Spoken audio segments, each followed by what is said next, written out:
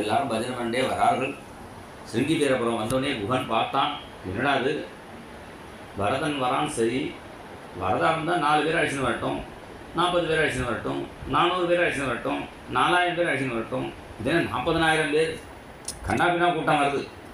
இது என்னமோ ராமரை பார்க்க வந்த கூட்டம் மாதிரி இல்லை, சண்டைக்கு வந்த சைன்யம் மாதிரி இருக்குது, உன்னை விடக்கூடாது அப்படின்னா அஞ்சனவண்ணன் என் ஆறு என் நாயகன் ஆலாமே வஞ்சனையால் அரசு எய்திய மன்னரும் வந்தாரே செஞ்சரம் என்பன தீ உமிழ்கின்றன சொல்லாவோ உஞ்சி இவர் பொய்விடின் நாய்க்குவன் என்றனை ஏசாரோ.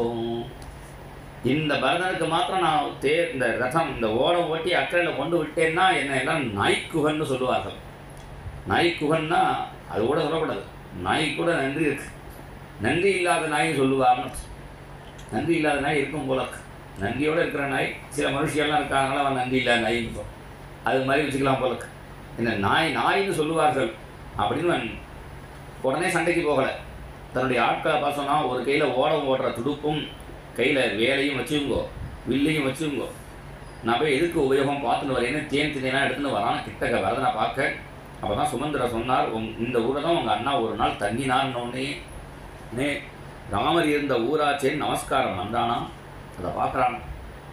நம்பியும் என் நாயகனை ஒக்கின்றான், அயல் நின்றான் தம்பியையும் ஒக்கின்றான், தவவேடம் தலை நின்றான், துன்பம் ஓர் முடிவில்லை திசை நோக்கி தொழுகின்றான், எம்பெருவான் பின்பிறந்தோர் இழைப்பரோ பிழைக்கின்றான்.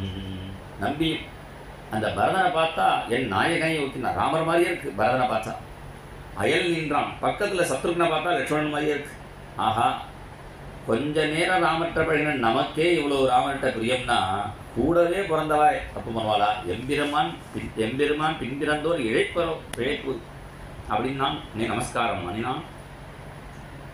எங்கள் அண்ணா இங்கே தான் தங்கினான்னு சொன்னாலே எங்கே தங்கினான் ஒன்று இந்த இடத்த காட்டுறான். அந்த ஆலமர தடியில் ராமர் படுத்துன்ற அந்த புல் படுக்க அது காற்றுல பறக்காமல் அதுக்கெல்லாம் அழகாக சேஃப்டி பண்ணி அது ராமர் படுத்துன்ற இடமாச்சேன்னு இன்றைக்கும் காவலுக்கு 2 ஆளை போட்டுருக்கான். காவலுக்கு 2 ஆள்லாம் என்ன வெத்தலை பக்கம் போட்டு துப்பிட்டு இருக்கிற காவல்காரன் இல்லை, அங்கே உட்காந்து பஜனை பண்ணிட்டு இருக்கா. ஸ்ரீராம் ஜெய ராம் ஜெய ஜெய ராம், ஸ்ரீராம் ஜெய ராம் ஜெய ஜெய ராம், பஜனை பண்ணு. ஜெய ஜெய ராம் ஸ்ரீராம் ஜெய ராம் ஜெய ஜெய. அப்படி காவலுக்கு 2 பேரை போட்டிருக்கான். இங்கே தான் உங்கள் அண்ணா படுத்துண்டா. உடனே சொல்கிறான், ஐயம் செய்யாம பிராத்துகும் இனம் ஹி பரிவர்த்திதம் தண்டிலே கடினே சர்வம் காத்ரைஹி விபதிதம் மன்யே சாபரணா சுத்தா சீதாஸ்மின் சேனே சுபா தத்ர தத்ர ஹி திருஷ்யந்தே சக்தா கனகவிந்தவகா. நான் ஒருத்தன் ஏன் பிறந்தேன்? நான் ஒருத்தன் பிறந்ததுனால தானே எங்கள் அம்மா காட்டுக்கு ராமர் காட்டுக்கு போகணும் வரம் வாங்கினான். வெல்வெட்டு மெத்தியில் படுத்தக்கூடிய ராமர் இப்படி கட்டாந்திரையில் புல்லில் படுத்துக்கிற மாதிரி ஆகிடுத்தே. நான் அவன்னா படுத்துனது பரவாயில்ல, மண்ணி எப்படி படுத்துட்டா?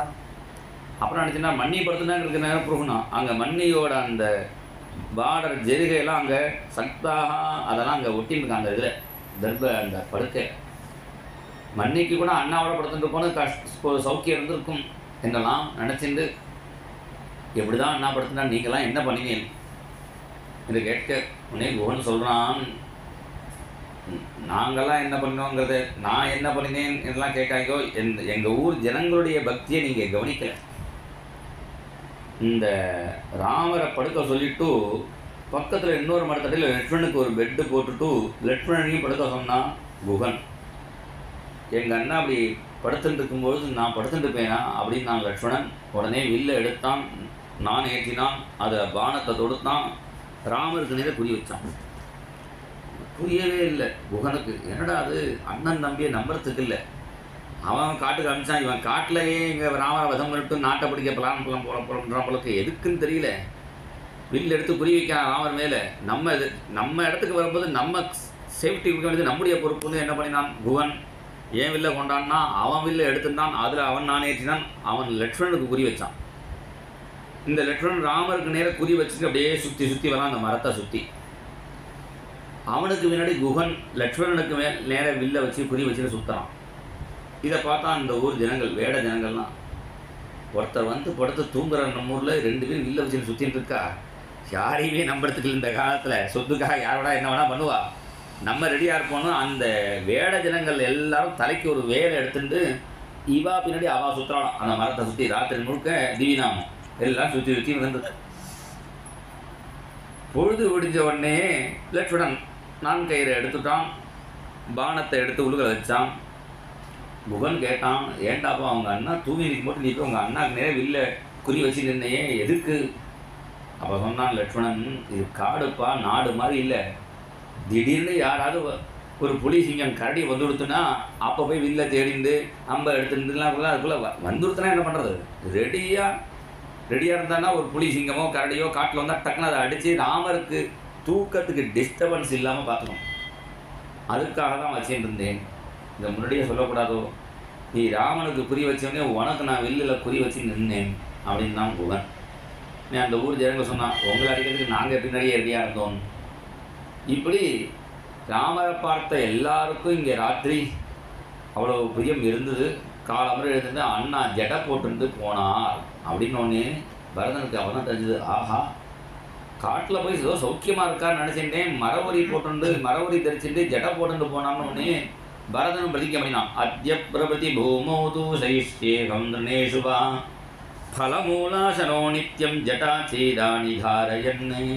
இன்னையிலேருந்து நானும், ஏன்னா அவர் பரதனுக்கு தெரியும் ராமர் ராஜ்யத்தை ஏற்றுக்க மாட்டார்னு.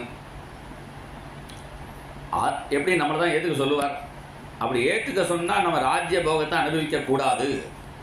ராமர் எப்படி இருக்காரோ அப்படியே இருக்கணும். நம்ம முன்னாடி ராமர்கிட்ட சொன்னோம்னா ராமர் ஒத்துக்க மாட்டார். அதனால் இங்கேயே சபதத்தை பண்ணிட்டான். அண்ணா 14 வருஷம் பழம் கிழங்களை சாப்பிட்டுண்டு ஜட மரவரி போட்டு இருக்கிறதுனால இன்னிலேருந்து நானும் அப்படி தான் இருப்பேன் அப்படின்னு அவனும் ஜடையை போட்டுட்டான், மரவரியை தரிசிந்தான். எல்லாரும் கங்கையை தாண்டி இக்கரைக்கு வந்தார்கள் பரத்வாஜ ஆசிரமத்துக்கு. ராமர் போனதற்கு யாரும் சரியாக சாப்பிடலை. எல்லாரும் மெலிஞ்சி இருக்கிறத பார்த்தார் பரத்வாஜர். ஆஹா, இவாளுக்கு நல்ல ஒரு சாப்பாடை போட்டு அனுப்பிச்சாதான் கொஞ்சம் ராமருக்கு திருப்தியாக இருக்கும். இவருக்கு திருப்தியாக இருக்குமோ இல்லையோ, இந்த ஜனங்களை பார்த்து ராமர் சந்தோஷப்படாங்க. ஆனால் எல்லாருக்கும் ஒரு விருந்து பண்ணலாம்னு தீர்மானம் பண்ணினார். நம்ம சாதாரணமாக சொல்லுவோம் பரத்வாஜ விருந்து அப்படின்னு சொல்லுவோம். அந்த சர்க்கமே பெரிய சர்க்கம். பரத்வாஜ விருந்துன்னா பரத்வாஜ விருந்து. அன்னஸ்ய க்ஷுதிதம் பாத்திரம்னு சொல்லிருக்கு. அன்னதானங்கிறது எல்லாருக்கும் பண்ணணும். ஒருத்தர் வந்தால் அன்னதானம், ஒரு பிராமணர் வந்திருக்கார், அங்கே வந்து அந்த இடத்துல கங்காளி இது மாதிரி பிராமணர்லாம் சாப்பிட வருவாங்க மடத்துலலாம். வந்தால் ஓய் இன்னும் கணாந்தம் படிச்சிருக்கிறாங்க, எனக்கு கணாந்தம் படித்தா தான் பசிக்குமான்னு. எல்லாருக்கும் தான் பசிக்கும், நீ கணம் படிச்சிருக்கியா அப்படின்லாம் கேட்க முடியாது. பசிக்கிறவனுக்கு சாப்பாடு போட வேண்டியது, அவ்வளோதான். அதுதானே ஐயாவால் காமிச்சா அன்னஸ்ய க்ஷுதிதம் பாத்திரம். அது பசிக்கிறவனுக்கு சாப்பிட போட்டால் நல்லது. அதுலேயும் வேதம் படித்தவா, கணாந்தம் படித்தவா, சாஸ்திரம் படித்தவா, ராமாயணம் படிக்கிறவா, இவ எல்லாம் படிக்கிறவர். கணாந்தம் படித்து ராமாயணம் படிச்சுட்டு இருக்காருவா. ராமாயணம் படிக்கிறவா, அதுலேயும் ராம பக்தால் அவளுக்கு போட்டால் விசேஷம். அன்னதானம் எல்லாருக்கும் பண்ணினாலும் விசேஷம்னாலும் பாகவதாளுக்கு போட்டால் அது லட்சம் பேருக்கு போட்ட பலன். ஞானிகளுக்கு போட்டால் அதை விட மகாபலன். ஞானிகளுக்கு பெரியவா சன்னியாசிக்கெலாம் பிக்ஷாவந்தனன்னு பண்ணுறோம் பாருங்கோ. அந்த பிக்ஷாவந்தனெலாம் பண்ணால் அவளுக்கு ஒரு தீர்த்தம் விடுறோமே, அது சமுத்திர அளவுக்கு தீர்த்தமாக, உத்தரணி தீர்த்தம். ஒரு பிடி போட்டோன்னா மேருமலைக்கு துல்லியம்னு சொல்லியிருக்கு பிரமாணத்தில். அதுக்கு கதையும் இருக்குது. தர்மபுத்தர் ராஜசூயம் மனும்பொழுது கிருஷ்ணன் ஒரு மணி கொடுத்தான். இந்த மணியை கட்டி வைக்கிறேன், 1,00,000 பேர் சாப்பிட்டா இந்த மணி ஒரு தடவை பயங்கர அடிக்கும். அதுலேருந்து நீ கணக்கு பண்ணிக்கோ எத்தனை லட்சம் பேர் சாப்பிட்டான்னு. நான் இந்த காலத்தில் இலைகளை என்ன எவ்வளோ பேர் சாப்பிட்டா கணக்கு வச்சுக்கிட்டேன். இது ஒரு இடத்துல சாப்பிட்டா பரவாயில்ல, எல்லா இடத்துலையும் ஏன் பேர் சாப்பிட்டுன்றதாக எப்படி கணக்கு பண்ணுறது? அதனால ஒரு ஸ்பெஷல் மணியை கட்டினான் கிருஷ்ணன். 1,00,000 பேர் சாப்பிட்டா அது அடிக்கும். ஒரு நாளைக்கு என்னாச்சு, அந்த மணியை டாயங்கன்னு அடிக்க ஆரம்பிச்சுட்டு நீ கிருஷ்ணான்னு கத்தினா தர்மபுத்தர். என்ன ஆச்சுன்னு கேட்டான். மணி ரிப்பேர் ஆச்சுன்னாரு. நீ 1,00,000 பேர் சாப்பிட்டா அடிக்கும், நீ இது பாட்டு அடிச்சுட்டே இருக்கே கண்டினியூவா, அது ரிப்பேர் ஆகிடுது போல இருக்குன்னு. கிருஷ்ணன் சொன்னால் அது ரிப்பேர் ஆகிற மணிலாம் நான் கொடுக்கல, சாப்பிட்ற இடத்துல வந்து பார்ப்போன்னு. சாப்பிட்ற இடத்துல வந்து பார்த்தா நிறைய பேர் சாப்பிட்டுட்டு இருக்கா. கூடத்தில், ரேடியில், அங்கே தாவாரத்தில் எல்லா இடத்துலையும் சாப்பிட்டுட்டு இருக்கா. அப்படியும் நிறைய பேர் இருக்காங்கிறதுனால அது முத்தம்னு இருக்கும் அந்த காலத்தில். அந்த முத்தத்துலேயும் 4 இலையை போட்டு, அது வெயிலாக இருந்தாலும் பரவாயில்ல, அதுலேயும் 4 பேர் உட்காந்து சாப்பிட்டுட்டு இருக்கான். அதில் ஒரு இலையில பாகவதம் சொல்லக்கூடிய ஸ்ரீ சுகாச்சாரியாவும் உட்காந்து சாப்பிட்றாராம். அவருடைய வாயில் ஒவ்வொரு பிடி போகும்பொழுதும் 1,00,000 பேர் சாப்பிட்ட பலன் கிடைக்கிறது. தர்மபுத்திரா கூப்பிட்டா வரமாட்டார்ப்பா, பறக்கிறவர் அண்ணா மாதிரி அவரே தானாக வந்து உங்கள் ஆற்றுல சாப்பிட்றாரேப்பா, அதனால தான் அந்த மணி அடிக்கிறது, இனிமேல் நீ கவலைப்படாதேன்னா. ஏன்னா இந்த சாப்பிட்டதுக்கு அவர் உன் பேரனுக்கு பாகவதம் சொல்ல போகிறார், ஞானோபதேசம் பண்ண போகிறார் அப்படின்னு பகவான் சொன்னான். அப்படி ஞானிகளுக்கு பாகவதாளுக்கு கொடுத்தா, சித்தனுக்கு கொடுத்தாலே, சித்தர்களுக்கு அன்னதானம் பண்ணினாலே விசேஷம்பா. சித்தனை விட முக்தனுக்கு கொடுத்தா விசேஷம், முக்தனை விட பக்தனுக்கு கொடுத்தா விசேஷம். அண்ணா சொல்வார் ஞானானந்த சுவாமிகளை பற்றி, சித்தன் முக்தன் பக்தன் சொல்லுவார். இது மூணும் இருந்தவர், மூணும் ஒரே இடத்துல இருக்கு ஒன்றுனா அது ஞானானந்த சுவாமிகள். முதல்ல சித்தனாக இருந்தார், அப்புறம் முக்தனாக இருந்தார், அப்புறம் பக்தன் ஆகிட்டார். அப்புறம் பக்தன்ங்கிறது இன்னும் ஹை ஸ்டேஜ். அப்படி ராம பக்தாளுக்கு அன்னதானம் பண்ணினா ரொம்ப விசேஷமாச்சுன்னு நினச்சிருந்த பரத்வாஜர் உடனே அக்னிஹோத்திர சாலையிலே ஏதோ மந்திரத்தை, அவர் பேர் எப்படி தான், வாஜம்னாலே அன்னம்னு அர்த்தம். வாஜஸ்டமே பிரசவஸ்டமேன்னா வேதம் ஆரம்பிக்கிறது பிரார்த்தனையில், சமக்கம் அன்னம் வேணும்னு. உடனே பிரார்த்தனை பண்ணினார், தேவலோக சௌக்கியத்தை இறக்கிட்டார். ஒரு மனுஷனுக்கு என்னென்ன அவசியம்ன்றோ எல்லாம் அங்கே ரெடியாக இருக்குது. இந்த பரத்வாஜர் விருந்தை நான் விஸ்தாரமாக சொல்கிறதுக்கு எனக்கு தான் டைம் இல்லைன்னு நினைக்கிறேன்.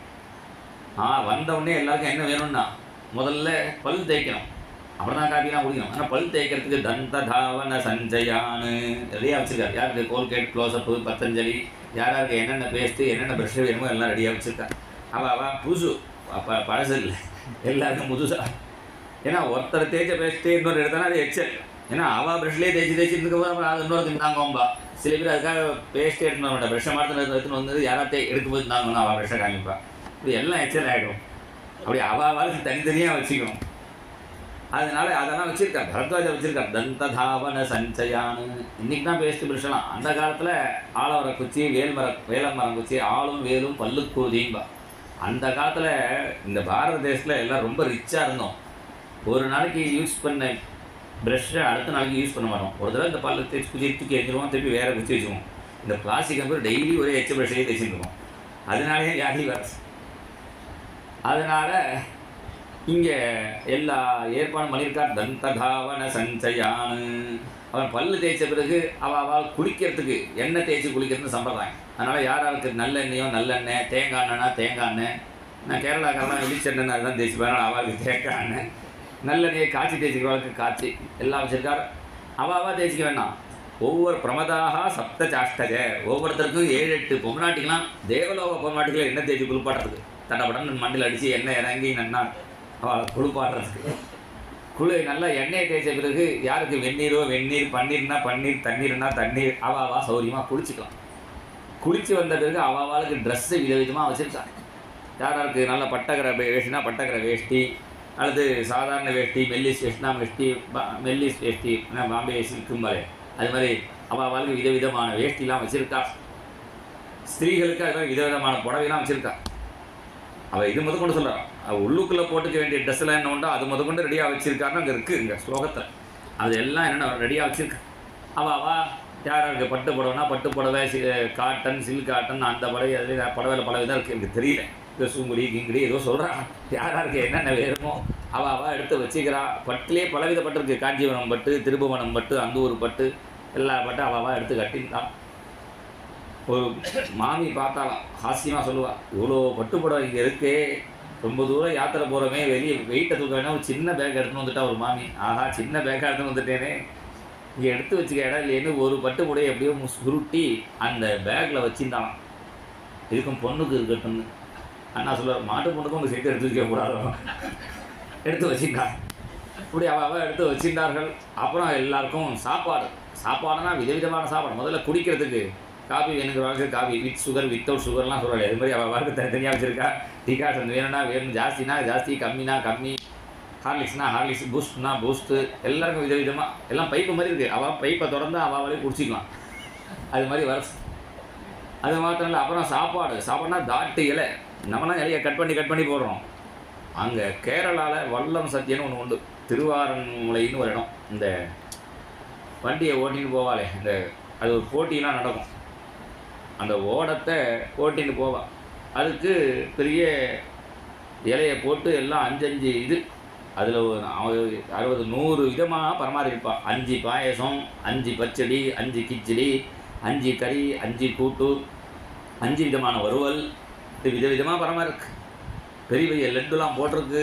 பெரிய பெரிய மைசூர் பாக்கு, செங்கல் மாதிரி மைசூர் பாக்கு, திருப்பதி லட்டு மாதிரி. திருப்பதி அந்த காலத்தில் திருப்பதி லட்டு, இந்த காலத்தில் இன்னொன்று இருக்குது. அந்த காலத்தில் பெரிய லட்டுவா, இன்னும் பெரிய லட்டு எல்லாம் விதவிதமாக போட்டிருக்கு. லட்டு அந்த ஓரத்தில் இருந்தால் கை எட்டலை இவாளுக்கு. எல்லாருக்கும் வெள்ளி கரண்டி கொடுத்துருக்கார், அதை பிடிச்சி எடுத்து முன்னாடி வச்சுட்டு சாப்பிட்றது. அப்படி எல்லாம் வச்சிருக்கார். விதவிதமான சாப்பாடு எல்லோரும் நன்னா சாப்பிட்டார்கள். சாப்பிட்ட உடனே தூங்குறவாளுக்கு ஏசி ரூம், ஏசி வேண்டாதவாளுக்கு சாதாரண ரூம். அப்புறம் யாராவது கச்சேரி கேட்குன்னா விஸ்வாவசு ஹஹா ஹுஹுன்னு விஸ்வாவசு ஹஹா ஹுஹு கச்சேரி அங்கே ஏற்பாடு நடக்கிறவா கச்சேரி கேட்க போகலாம். டான்ஸு பார்க்குறவா டான்ஸு பார்க்கலாம். உபன்யாசம் தூக்கம் வராதவளுக்கு உபன்யாசம் ஏற்பாடு பண்ணியிருக்காங்க, அங்கே போகலாம். சில பேர் அங்கே போகிறா, சில பேர் எதுலேயும் போகாமல் பேசிகிட்டு இருக்கான். சில பேர் ரொம்ப பேசுன்னு ஒரு கூப்பிட்டு அவள் பேசினா அவள் என்ன சொல்கிறான்னா, நைவாயோத்யாம் கமிஷ்யாமஹா நகமிஷ்யாம தண்டகான் குஷலம் பரதஸ்யாஸ்து ராமஸ்யாஸ்து ததா சுகம். ஆசிரமம்னா அப்படி இருக்கணும். வேலைக்கு நம்ம ஐயாவாலா மடம் மாதிரி இருக்கணும். வேலைக்கு பசிக்கவே விட மாட்டோம். கொஞ்சம் பசித்து சாப்பிடணும்னு பார்த்தா பசிக்கவே விட மாட்டேங்கிற. காலவர காப்பி, மறுபடியும் டிஃபன் இட்லி, மறுபடியும் சாப்பிட்றதுக்கு நடுவில் போகாமல் நீர்மூலம் தேவை கொடுக்குறா. அப்புறம் மத்தியானம் சாப்பாடு, மறுபடியும் சாயங்காலம் மைசூர் போண்டா சாப்பிட்றது. டெய்லி ஒன்று கெட்டுருக்கிற போண்டா சாப்பிடல, அது சாப்பிட்றதுனா சாயங்காலம் சாப்பிட்றதுல மறுபடியும் பானகம் நீர்மோரும், அது ஜீரணமாகறதுக்குள்ள அடுத்தது பண்ணும். இப்படி மடம்னா இப்படி இருக்கணும். ஆசிரமம்னா இந்த பரத்வாஜ ஆசிரமம் மாதிரி இருக்கணும்னு நான் சொல்லலை, அயோத்தியா ஜனங்கள் பேசிட்டு இருக்கேன். இவா அயோத்தியம் இந்த தசரதை இந்த ஆசிரமம் இருக்குன்னு சொல்லாமல் விட்டுட்டாரு. பரதன் தான் ரொம்ப நல்ல பையன், கரெக்டாக ஆசிரமத்தில் கொண்டு விட்டான். ராமரை பார்க்க போக வேண்டாமா? ராமர் அங்கே சித்திரக்கூடத்தில் சௌக்கியமாக இருக்கட்டும், பரதன் அயோத்தியில் சௌக்கியமாக இருக்கட்டும், நம்ம இங்கேயே சௌக்கியமாக இருப்போம் அப்படின்னு பேசிட்டு இருக்கு. இங்கேயே சௌக்கியமாக இருப்போம். ஒருத்தர் சின்ன வயசு ரிட்டையர் ஆன பிறகு இந்த ஆசிரமத்துக்கு வந்துடணும் அப்படின்னு நான் ஒருத்தர். இன்னொரு சொன்னால் ரிட்டையர் ஆன பிறகு வந்து பிரயோஜனம் இல்லை. இந்த ரிட்டையர் ஆன பிறகு சுகர் பிபி ஒன்றும் சாப்பிடாதேம்மா டாக்டர். சின்ன வயசுல நல்லா சாப்பிடணும். இங்கே வந்து நீ இவெல்லாம் பேசிகிட்டு இருக்கா. இந்த சாதாரண ஜனங்களுக்கே இவ்வளோ பண்ணியிருக்காருன்னா பரதனுக்கு எப்படி பண்ணியிருப்பார்? தேவலோகத்தையே இறக்கிட்டார். அலம்புசாம் விஸ்வகேசின்னு பெரிய பெரிய அப்சர ஸ்திரீகள்லாம் கூடையில் பூவாக வச்சுட்டு இருக்கா. பரதன் வந்தால் போடுறதுக்குன்னு அங்கே ஒரு பெரிய சிம்மாசனம் போட்டிருக்கார் பரதனை உட்காரத்துக்கு. அந்த பரதன் அந்த மண்டபத்தில் வந்தான், சிம்மாசனத்தை பார்த்தான். ஒரு ராம பக்தனுக்கு ஒரு சிம்மாசனத்தை பார்த்தா உடனே ராமர ஞாபகம் தான் வரும். உடனே ராமரை தியானம் பண்ணினான். தனக்கு போல வச்சு இந்த பூவை கையை எடுத்தான். ஆசனம் பூஜயாமாச ராமாயா விப்ரணம் யசே வாலம் யஜனமாதாய நிஷீதத் சசிவாசனே. ஆசனம், அந்த ஆசனத்தில் ராமர் இல்லை, ராமரை தியானம் பண்ணிட்டான், பூஜை பண்ணினான். தனக்கு போல வச்சு இந்த சாமரத்தை வாங்கிட்டான். இன்னொரு சாமரத்தை சத்ருகனுக்கு கொடுத்தான். 2 பேரும் ராத்திரி முழுக்க சாமரம் போட்டு இருந்தாலும் வெறும் சிம்மாசனத்துக்கு. நமக்கு வெறும் சிம்மாசனம், பரதனுக்கு ராமர் இருக்கார். இதை பார்த்தார் பரத்வாஜர். ஆஹா, பரதனுக்கு நமஸ்காரம் பண்ணணும்னு தோன்றது அவருக்கு. இந்த சின்ன வயசில் காமத்தை ஜெயிக்க முடியாத வயசில் எல்லா சௌகரியமும் என்ன எல்லாம் ஒன்றுமே கிடைக்காத நேரத்தில் இன்றைக்கி ஏகாசியாக வந்து மாட்டின்னு பரவாயில்ல, ஏகாசி ஒன்றும் கிடைக்கல, அப்படியே ஏகாசியாக இருந்துடலாம்னு சொன்னான். அன்றைக்கி ஏதோ ஆற்றுல ஃபங்க்ஷன் எல்லாம் பஜ்ஜி சொஜில் போட்டு அமைக்கின்னு இருக்கும்பொழுது அன்றைக்கி ஏகாசியாக மாட்டினதுன்னா கொஞ்சம் சாப்பிடுங்க பரவாயில்ல அப்படின்னு சில பேர் சொன்னால் உடனே சாப்பிடணும்னு தோணும். எல்லா சௌகரியம் இருக்கும்போது சாப்பிடாமல் யார் இருக்காலோ அதுதான். அதனால் அது ஆச்சரியப்பட்டார் பரத்வாஜர். இதில் என்ன காட்டுறாருன்னா சாதாரண ஜனங்களுக்கும் மகாத்மாக்களுக்கும் உள்ள வித்தியாசம். நம்மளை போல சாதாரண ஜனங்கள்லாம் என்னன்னா டயத்துக்கு சாப்பிட்டுண்டு டயத்துக்கு தூங்கிண்டு பாக்கி உள்ள டயத்தில் சத்சங்கத்துக்கு நம்மளால் வரலாம். இதுவே பெரிய காரியம் தான், இது வரதே கஷ்டம். மகாத்மாக்கள்னா அவளுக்கு சாப்பாடும் வேண்டாம், தூக்கமும் வேண்டாம். ஏண்டானா பூர்வம் பௌரகணோ பபூவ தமசா தீரேது நித்ராலசா பாரத்வாஜ தபோவனைபி விவசோ நானாவிதே போஜனை. இதே அயோத்தியா ஜனங்கள் அன்றைக்கி தூங்கி போயிட்டார் தமசா தீரத்தில். லக்ஷ்மணன் தூங்கினானோ? தூங்கலை. இதே ஜனங்கள் இங்கே வந்து சாப்பாட்டில் மயங்கினார்கள். பரதன் சாப்பிட்டானோ? அவன் சாப்பிடலை. இப்போ சாதாரண ஜனங்களுக்கும் மகாத்மாக்களுக்கும் உள்ள வித்தியாசம் இங்கே காட்டப்படுறது. அதனால் அயோத்தியா ஜனங்கள் ரொம்ப மோசம் நினைக்க வேண்டாம். நம்மளை விட ரொம்ப நல்லவா. ஏன்னா எல்லாத்தையும் விட்டுட்டு வந்தவா. சாதாரண சௌக்கியத்தில் மேங்கலை, தேவலோக சௌக்கியம் வரும்பொழுது அதை ஜெயிக்கிறது ரொம்ப கஷ்டம். அதையும் ஜெயிச்சான் பரதன்ங்கிற பரதனுடைய பெருமையை காட்டுறதுக்காக இது சொல்லப்படுறது. பரதன் வந்த உடனே கேட்கறா, இவெல்லாம் யாருன்னு விசாரிக்கிறார். இதுதான் கௌசல்யா அம்மா, பக்கத்தில் இருக்கிறது சுமித்ரா அம்மா, அண்ணன் தனியாக இருக்காளே அதுதான் எங்கள் அம்மா. இவளால் தான் ராமர் காட்டுக்கு போனது, எல்லா கஷ்டமும் இவளால் தான் ஏற்பட்டது என்று சொல்ல உடனே கை பூமி வெடித்து போயிடலாமோ நினைக்கிறாள். அவன் தான் பரத்வாஜர் சொன்னான், நதோஷே நாவகந்தவ்யா கைகேயி பரதத்வயா ராம பிரவ்ராஜனம் கேதது சுகோதர்க்கம் பவிஷ்யதி தேவானாம் தானவானாஞ்ச. அவா இது ராமர் ஏன் காட்டுக்கு போனார், அதுக்கு காரணமாக கைகேயி ஏன் ஆனார்ங்கிறதெல்லாம் உனக்கு தெரியாது, இது தேவ ரகசியம். இனிமேல் உங்கள் அம்மாவை திட்டாதேன்னா நிறுத்திவிட்டான். எங்கள் அண்ணா எங்கே இருக்கா சொல்லுங்க. சரி, நீ எந்த அபிப்பிராயத்தில் வந்துன்னு கேட்குறேன். ஏதோ கௌசல்ய சந்தேகப்பட்டான்னா துக்கத்தில் ஏதோ சந்தேகப்பட்டா, குகன் சந்தேகப்பட்டான்னா ஏதோ காட்டால், அவனுக்கு ஒன்றும் புரியல. பரத்வாஜரே இப்படி எந்த அபிப்பிராயத்தில் வந்துன்னு கேட்டால் அவன் கேட்குறான், நான் என்ன உண்மையான பக்தியில் இல்லையா, ஏன் இப்படி நான் உண்மையிலே ராமட்ட பக்தி இல்லையா என்று கேட்க அவள் தான் சொல்கிறார், ஜானே தே தன் மனஸ்தந்தே, உன்னுடைய மனசு தெய்ப்பா திருடீகரண ஒரு மரத்தையோ இந்த பந்தலுக்கால் நடுவாரே அது சூனாகரண ரீதின்னு ஒரு நியாயம். ஆட்டி நடுவா, ஆட்டி பிடுங்க முடுவா, அது மாதிரி உனக்கு பக்தி இருக்கான்னு கொஞ்சம் ஆட்டி பார்க்கறதுக்கா அப்படி பேசினேன் அப்படின்னு சொல்லி உங்கள் அண்ணா சித்திரக்கூடத்தில் இருக்கா என்று வழியெல்லாம் சொல்லி அனுப்புகிறா. பரதன் கிளம்பி வரான். அங்கே சித்திரக்கூடத்தில் எப்படி ராமர் இருக்காருன்னு அழகாக வர்ணிக்கிறார் ராமபத்ர தீட்சிதர். ஹம்சி மந்தம் சலதி ஹரிணி வீட்சதே லோலலோலம் ராஜதே பர்ஹினோசோ இத்யாச்சர்யாம் வனபுவி வதூம் தர்சயந்தீம் யதித்வாம் பஸ்யாம் ஏதைஹி அலமிது வதன் பாதுனக் கோசலேஷாம் ஹம்சி மந்தம் சலதி. அங்கே ராமரும் சீதையும் சித்திரக்கூடத்தில் ரொம்ப அழகான ஊர். இன்றைக்கி போனாலும் அப்படி அழகாக இருக்குது. வந்தாங்க நீ ஓடதும் சித்திரக்கூடமும் ஹம்சி ஸ்டைலாக அந்த ஹம்சபட்சி நடக்கிறது ராமர்கிட்ட காமிக்கிறார். இங்கே பாருங்கோ அந்த ஹம்சபட்சி நடக்கிறது பாருங்க, அப்படி ஸ்டைலாக அப்படி ஆட்டி நடக்கிறது பாருங்க. ஹம்சி மந்தம் சலதி. ராமர் அப்படி பார்க்குறார், சிரியும் பார்க்குறார். ஹரிணி வீட்சதே லோல லோலம். அங்கே பாருங்க ரெண்டு மான் நம்மளை முடிச்சு பார்க்க பாருங்கோ. இந்த மானுக்கு கண் அழகு. வீட்சதே லோல லோலம். மானையும் பார்க்குறார், சீதையும் பார்க்குறார். ரம்யம் கூஜத்யமிகபிகா. அங்கே கூன்னு ஒரு குயில் கூறுது. அந்த குயில் எவ்வளோ அழகாக கூறுது பாருங்க. ராமன் அந்த குயிலையும் பார்க்குறார், சீதையும் பார்க்குறார். ராஜதே பர்ஹினோசோ. ஒரு மயில் அப்படி டான்ஸ் ஆடுறது. ராமரை பார்த்தா நீலமேக சியாமலமாக இருக்காரா, பக்கத்தில் சீதை பார்த்தா மின்னல் மாதிரி இருக்காளா, ஒன்லி மலை மேலே தான் சஞ்சரிக்கிறா, மேகம் வந்துட்டாக்குன்னு நினச்சிட்டு இந்த மயில் டான்ஸ் ஆட. இந்த பாருங்க மயில் டான்ஸ் ஆடுறதை பாருங்க. இப்படி ஒன்று ஒன்றா சீதை காமிக்க ராமரைய ஒரு க்ஷணம் அரை க்ஷணம் அதை பார்க்குறா, உடனே சீதையே பார்க்குறா. நீங்கள் அதை பார்க்கணும்னா என்ன பார்க்குறீங்க? துவாம் பஸ்யாமி ஏதைரளமிதி வதன் பாதுனக் கோசலேஷா. சீதை எனக்கு எதையுமே பார்க்க வேண்டாம், அந்த ஹம்சபட்சிகளை நீ ஸ்டைலாக அழகாக நடக்கிற, அந்த மானை பார்க்குறத மான்விழியால் நீ பார்க்குறது இருக்கு, அது ஒன்றும் அழகாக இருக்குது. அந்த குயில் கூறதை விட நீ பேசுறது ரொம்ப அழகாக இருக்குது. அந்த மயில் டான்ஸ் ஆடுறத விட நீ நடந்து வரதே டான்ஸ் மாதிரி இருக்குது. அதனால் ஒன்றை பார்த்தா போகிறோம், எனக்கு வேறு ஒன்றுமே பார்க்க வேண்டாம்.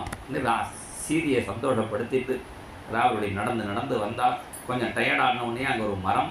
அந்த மரத்தடியில் அது என்ன மரம்னா குங்குமப்பூ மரமாக. அந்த காட்டில் குங்குமம் பறிக்கிறதுக்கு ஆள் இல்லாதனால குங்குமப்பூ அப்படியே விழுந்து அது மெத்த மாதிரி இருக்கு. அதில் சீதாதேவியனுடைய வஸ்திரத்தை போட தன் மடியை தலைநையாக கொடுக்க அங்கே படுத்துட்டு இருக்காராம். எங்கேயோ திருவிசநல்லூரில் இருக்கிற ராமபத்ர தீட்சிதர் அதை நினைக்கிறார்.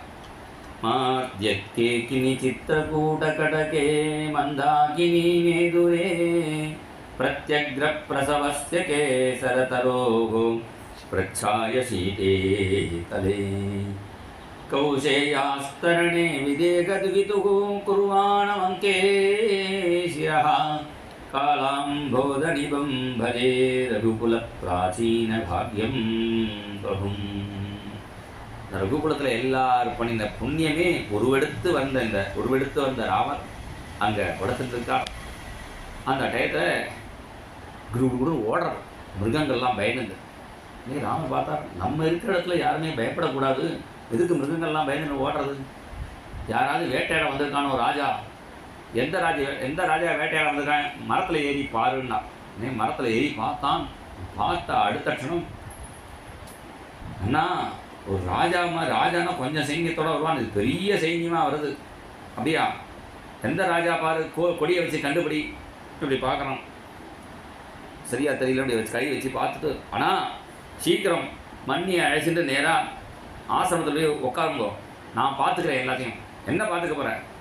அந்த கோவிதாரத்வஜன் தெரியறது, நம்முடைய அயோத்தியான சத்ருஜியான தலையை ஆட்டிட்டு வருது தெரியறது, அந்த பரதன் தான் உங்களை இங்கே வந்து சமாப்தி பண்ணணும்னு சைன்யத்தோட வரான், அந்த பரதனுடைய சைன்யத்தை பொடி பொடி ஆக்கிறேன் என்று கத்த.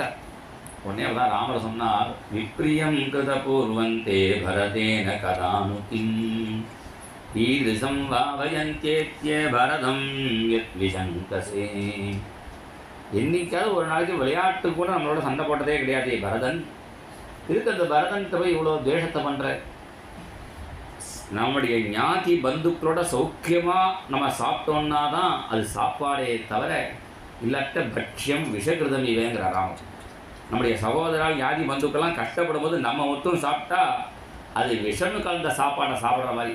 எல்லாரோட கூடியிருந்து குடியிருந்தேல் ரொம்ப வாயின்னு எல்லாரோட சேர்ந்து தான் சாப்பிட்ணும். உனக்கு அந்த லக்ஷ்மணனுக்கு லக்ஷ்மணா உனக்கு பரதனுக்கு எல்லாம் இல்லாத ஒரு ராஜ்யம் நான் எனக்கு அதில் இஷ்டம் இல்லை.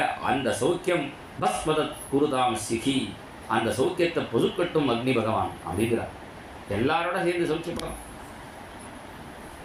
உடனே பரதன் சொன்னான், லக்ஷ்மணன் சொன்னான், ஆனால் அந்த அயோத்தி சைன்யம்னா அப்பா வரணும், அப்பா வந்தால் அந்த கொடை சாமரெல்லாம் வரும், இந்த கொடையும் காணும் சாமரத்தையும் காணும், அப்பா தான் வர நினச்சி இப்போ அப்பா வரலையே, பரதன் மாத்திரம் வரானோ, எனக்கு ஒன்றும் புரியலையேன்னு. உனக்கு ஒன்றும் புரிய வேண்டாம், முதல்ல மரத்துலேருந்து கீழே இறங்குந்தான். ரிக்ஷாகிராதவரோகத்துவம் இறங்க சொன்னார். ஒருவேளை உனக்கு பரத ராஜ்யம் வேணும்னு ஆசை இருந்தால் பரதன்ட்ட நான் சொல்கிறேன், ராஜ்யத்தை லக்ஷ்மண்கிட்ட கொடு, நீ என் கூட வான்னு சொல்லுவேன், அவன் அது மாதிரி பண்ணுவான்னு ஒன்றே தான் அந்த லக்ஷ்மணன் கொஞ்சம் அடங்கி போனான். நீ ஆசிரமத்தில் திண்ணையில் உட்காந்து காத்துருக்கார் ராமர். அப்போதான் பரதன் அழுந்தே வரான். யாவன்ன ராமம் லட்சியாமி லக்ஷ்மணம் வா மகாபலம் வைதேகீம் வா மகாபாகாம் மகேஷாந்திர்பவிஷ்யதி யாவன்ன சந்திரசங்காசம் லட்சியாமி சுபமானனம் भ्रातुः पद्मपदासाक्षं नमे शान्तिर्भविष्यति यावन्न राज्ये राज्यार्घका पितृपैतामहे स्थितः अभिषेकजलक्लिन्नः नमे शान्तिर्भविष्यति. எங்கள் அண்ணாவை நான் எப்போ பார்ப்பேனோ அப்போ தான் எனக்கு சாந்தி. மகாபாகியவதியாக எங்கள் மண்ணியை எப்போ பார்ப்பேனோ நான் சீதாம் சீமந்தனின்னு சொல்கிறான் அயோத்தியா ஜனங்கள்லாம். சர்வ சீமந்தனேபியா சுமங்கலிகளுக்குள்ளேயே ஸ்திரீகளுக்குள்ளேயே ரொம்ப பாக்யவதி யாருன்னா சீதை தான் அப்படின்னு பேசிக்கிறான். ஏன்னா ராமரபதியை அடைஞ்சாலே அப்படின்னு. வைதேகீம் வா மகாபாகாம் நமே சாந்தி. எங்கள் அண்ணாவை மண்ணி என்னைக்கு பார்ப்பேனோ அன்றைக்கி எனக்கு சாந்தி. எங்கள் அண்ணாவுடைய சரணத்தை எப்போ என் தலையில் வச்சுக்கிறனோ அப்போ தான் சாந்தி. அப்படி சொன்னதுனால தான் அந்த சரண பாதிக்கை கொடுக்க போகிறார் ராமர். இப்படிலாம் பிரார்த்தனை சொல்லிட்டே வரான் பரதன். இப்படி சொல்லிட்டே அங்கே வந்தால் அங்கே ராமரை உட்காந்துருக்காராம். எப்படி உட்காந்துருக்காருன்னா அவன் சாந்தி இல்லைன்னு சொன்னாலும் அந்த சாந்திக்கு இருப்பிடமாக உட்காந்துருக்காராம். இந்த இடத்துல பரதன் தன்னுடைய அண்ணாவை பார்த்தான் அப்படின்னு சொல்லாமல் ததர்ஷ பரதோ குரும் உதஜே ராமமாசீனம். குருவான அண்ணாவை பார்த்தான். குருவான பரதன், குருனாலே அண்ணான்னு அர்த்தம் வரும். இருந்தாலும் ததர்ச பரதோ விபும் ததர்ச பரதோ கிரஜம் அப்படி கூட சொல்லலாம். இங்கே குருங்கிற சப்தத்தை ஏன் சொன்னார்னா ஒரு சாந்தி இல்லாதவனுக்கு குருநாதர்கிட்ட போனால் தான் சாந்தி கிடைக்கும் அப்படின்னு ஜகத்குருவான கிருஷ்ணன் சொல்கிறான். குரோர் அனுகிரகேனைவ புமான் பூர்ணா பிரசாந்தையே. ஜகத்குருவான கிருஷ்ணனே குரு பிரசாதத்தினால்தான் தான் சாந்தி ஒருத்தனுக்கு கிடைக்கும். பாக்கி எதுனா காசு கொடுத்து வாங்கலாம். நல்ல பட்டு புடவையோ வயிறு நெக்லஸோ சாப்பாடோ இதெல்லாம் காசு கொடுத்து வாங்கலாம். எங்கள் இடத்துல நிம்மதியே இல்லை, சாந்தியே இல்லை, 2 கிலோ சாந்தி கொடுங்கன்னு கடைக்காரன்ட்ட கேட்டால் கடைக்காரன் எனக்கே இல்லையேம்மா. அது மாத்திரம் எங்கேயும் கிடைக்காது. ஒன்று ஐயாவார மடத்துக்கு வரணும், அல்லது போதேந்திரன் மடத்துக்கு வரணும். இப்போ சத்குருநாதர் குருநாதர் மடத்தில் வந்தால் தான் அந்த சாந்தி கிடைக்கும். இன்றைக்கி கட்டப்படுறது. அதனால் அங்கே எப்படி இருக்கான்னு வர்ணிக்கிறார். அசாவாசம் சாந்தேஹி அகிருத சுகிருதானாம் அசுலபம் நவாம்போதஸ்யாமம் நளினயனம் வல்கலதரம் ஜட்டாஜூட்டாபீடம் புஜகபதி போகோபமபுஜம் ததர்ச ஸ்ரீமந்தம் விபின புவி சீதா சகச்சரம்.